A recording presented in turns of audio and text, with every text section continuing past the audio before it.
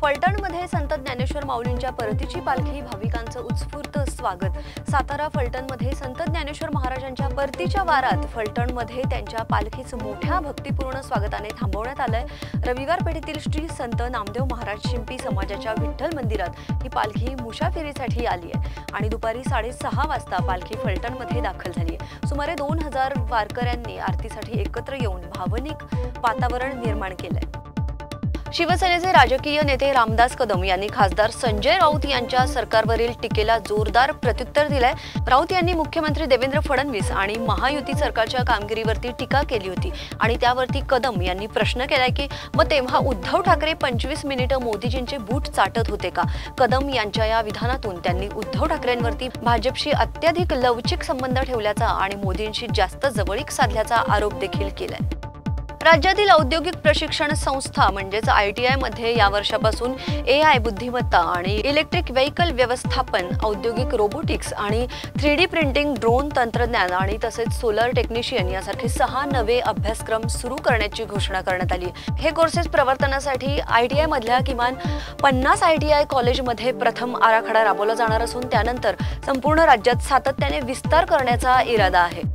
मुंबई राज्यात सुरू असलेल्या मराठी विरुद्ध हिंदी भाषावादावरती आता शंकराचार्य अभिमुक्तेश्वरानंद सरस्वती यांनी एक महत्त्वपूर्ण भूमिका घेतली। त्यांनी जाहीर केले की मी स्वतः 2 महिने मुंबईत थांबून मराठी शिकणार आहे आणि जेव्हा मी मराठीत सहज बोलू शकेन तेव्हाच मुंबई सोडेन। ते सध्या मुंबईतील शिवाजी पार्क परिसरात वास्तव्यास असून पत्रकार परिषदेमध्ये त्यांनी हे वक्तव्य केले। त्यांनी म्हटले की प्रत्येकाने मराठी शिकायलाच हवी आणि आम्ही सुद्धा त्याच दिशेने प्रयत्न करतोय।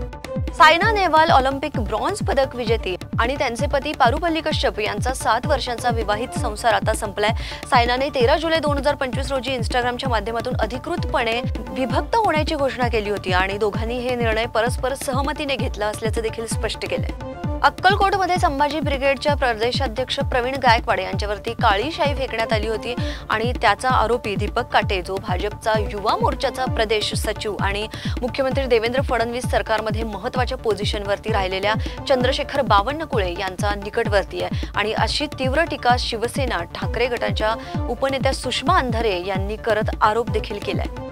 संभाजी ब्रिगेडच्या प्रवीण गायकवाडांवरती काळी शाई फेकली। अक्कलकोट सोलापूर सत्कार सोहळ्यात संभाजी ब्रिगेडचे प्रदेशाध्यक्ष प्रवीण गायकवाड यांच्यावरती काळी शाई फेकून हल्ला करण्यात आलाय। चेहऱ्यावरती वंगण, कपडे फाडण्याचा प्रयत्न, शिवधर्म फाउंडेशनच्या कार्यकर्त्यांचा सहभाग आहे। मोठा आरोपी दीपक काटे असून भाजपशी संबंधित असल्याचा देखील आरोप आहे। पोलिसांकडून 7 जणांवरती गुन्हा दाखल झालाय आणि 2 जण अटकेत आहेत। शरद पवारांनी फोन करून गायकवाड यांची चौकशी केली। आपल्यावरती नेमकं काय झालं, पोलीस होते का, असे प्रश्न देखील त्यांनी विचारले।